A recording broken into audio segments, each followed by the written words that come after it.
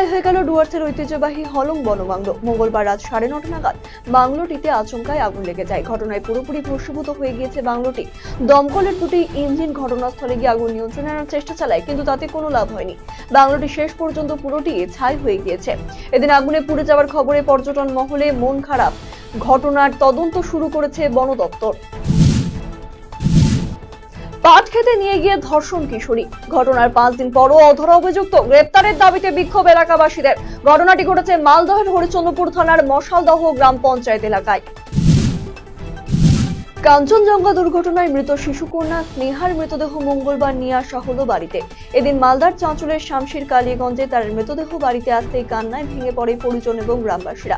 মঙ্গলবার রাতে তার মরদেহ নিয়ে আসা হয় বাড়িতে। এদিন শোক সন্তপ্ত পরিবারটিকে সমবেদনা জানাতে উপস্থিত ছিলেন মালতীপুরের বিধায়ক আব্দুল রহিম বক্সী, জেলা পরিষদের সভাধিপতি লিপিকা বর্মন ঘোষ, জেলা শাসক রিতেন সিংহানিয়া, জেলা পুলিশ সুপার প্রদীপ কুমার যাদব সহ অন্যান্যরা। তিস্তার জলে ভাসলো হাতি। গাজলডোবা এলাকার ঘটনা এটি। ভাসতে ভাসতে এসে গাজলডোবার 15 নম্বর গেটে আটকে যায় হাতিটি।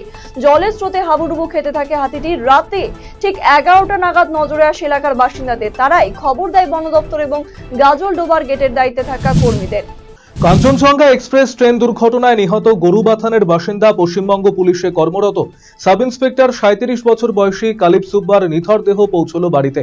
এদিন তার মৃতদেহ বাড়িতে আসতেই কান্নার রোলে ভেঙে পড়েন গোটা গ্রাম। উত্তরবঙ্গের ভয়াবহ এই ট্রেন দুর্ঘটনায় প্রাণ হারান কালিম্পং জেলার গরুবাথানের সাব ইন্সপেক্টর। এদিন উত্তরবঙ্গ মেডিকেল কলেজ থেকে মৃতদেহ বাড়িতে নিয়ে আসা হয়। এরপর চার্চে নিয়ে গিয়ে যাবতীয় নিয়ম পালন করে শেষকৃত্য সম্পন্ন হয় তার। পাহাড়কে পড়ে গিয়ে তিস্তার জলে ভাসলো হাতি। গজলডোবা এলাকার এই ঘটনায় নদীর জলে ভাসতে ভাসতে এসে গজলডোবার 15 নম্বর গেটে এসে আটকে যায় হাতিটি। জলের স্রোতে হাবুডুবু খেতে থাকে সে। রাত 11টা নাগাদ ঘটনাটি দেখতে পান এলাকার বাসিন্দারা। তারাই খবর দেয় বন দপ্তর এবং গজলডোবার গেটের দায়িত্বে থাকা কর্মীদের। ছাদের কোনো জায়গা থেকে পড়ছে জল, আবার কোনো জায়গায় দখল নিয়েছে আগাছা। জল পড়ে ভেসে যাচ্ছে অফিসের অন্দরমহল। সরকারি নথি বাঁচাতে প্লাস্টিকেই ভরসা করলেও এইভাবে কতদিন তা নিয়ে প্রশ্ন দেখা দিয়েছে কর্মীদের মধ্যে। এর আগে 2-1বার সংস্কারের কাজ করানো হলেও তা তেমন কাজে আসেনি।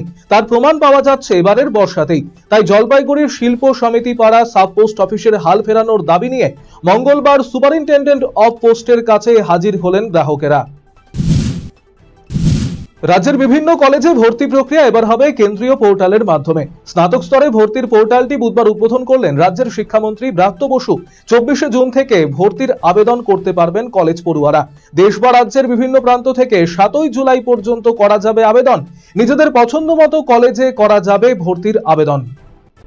বুধবার হুড়মুড়িয়ে ভেঙে পড়ল কালভার্ট। ঘটনায় চাঞ্চল্য মালদা জেলার মানিকচকে। অভিযোগ, মালদার মানিকচক ব্লকের এনায়েতপুরের কলোনি এলাকায় দীর্ঘদিন ধরে একটি কালভার্ট জরাজীর্ণ অবস্থায় ছিল। দীর্ঘদিন ধরে এই কালভার্টটি সংস্কারের দাবি জানিয়ে আসছিলেন স্থানীয় বাসিন্দারা, কিন্তু বুধবার সেই কালভার্টটি ভেঙে পড়ে। যদিও সমস্ত অভিযোগ এবং এই ঘটনার দায় বিগত কংগ্রেসের পঞ্চায়েত সদস্যের ওপরই চাপিয়েছেন স্থানীয় তৃণমূলের গ্রাম পঞ্চায়েত সদস্যের স্বামী মোহাম্মদ হোসেন আলী। দীর্ঘদিন ধরে বিকল হয়ে রয়েছে বৈদ্যুতিক ট্রান্সফরমার। ফলে প্রচন্ড গরমে একদিকে কৃষিকাজে জলসেচের কাজ ব্যাহত হচ্ছে, তেমনি বিপাকে পড়েছে গ্রামবাসীরা। এরই প্রতিবাদে গাজলের দেওতলা গ্রাম পঞ্চায়েতের কদমপুকুর এলাকায় রাস্তা অবরোধ করে বিক্ষোভ দেখালেন ক্ষুব্ধ কৃষকেরা। বুধবার এই ঘটনায় ব্যাপক যানজটের সৃষ্টি হয় এলাকায়। খবর পেয়ে ঘটনাস্থলে আসে গাজল থানার পুলিশ। তাদের আশ্বাসে অবশেষে অবরোধ ওঠে। ঈদ উৎসবে সামিল হতে বাড়ি ফেরার ট্রেন ধরলেও বাড়ি ফেরেননি মালদার হরিচন্দ্রপুর থানার মিসকিনপুর গ্রামের বাসিন্দা আসগর আলী। ট্রেন থেকে রহস্যজনকভাবে নিখোঁজ হয় ওই যুবক। এমনকি তাঁর মোবাইল ফোনও বন্ধ। ফলে বাধ্য হয়ে ছেলের খোঁজে পুলিশের দ্বারস্থ হয়েছেন পরিবারের সদস্যরা। ওই যুবকের সন্ধান পেতে হরিচন্দ্রপুর থানার পুলিশের দ্বারস্থ হয়েছে পরিজনেরা। নদী ভাঙনে জেরবার কালিয়াগঞ্জের রাধিকাপুর গ্রাম পঞ্চায়েতের টাঙ্গন নদীর তীরবর্তী বাসিন্দারা। ফলে বর্ষার শুরুতেই আতঙ্ক গ্রাস করেছে তাদের। কেন এখনো নদী ভাঙন রোধে প্রয়োজনীয় ব্যবস্থা নেওয়া হয়নি তা নিয়ে উঠছে প্রশ্ন। যদিও এ ব্যাপারে পঞ্চায়েত সমিতির সভাপতি হিরণময় সরকারের তরফে যথাযথ পদক্ষেপ নেওয়ার আশ্বাস দেওয়া হয়েছে।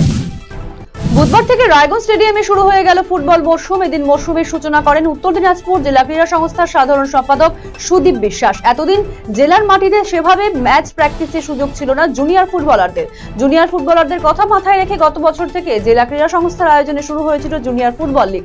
বুধবার স্বর্গীয় রতীন্দ্রনাথ সরকার জুনিয়র ফুটবল প্রতিযোগিতার মধ্য দিয়ে শুরু হয়ে গেল এবছরের ফুটবল মরশুম।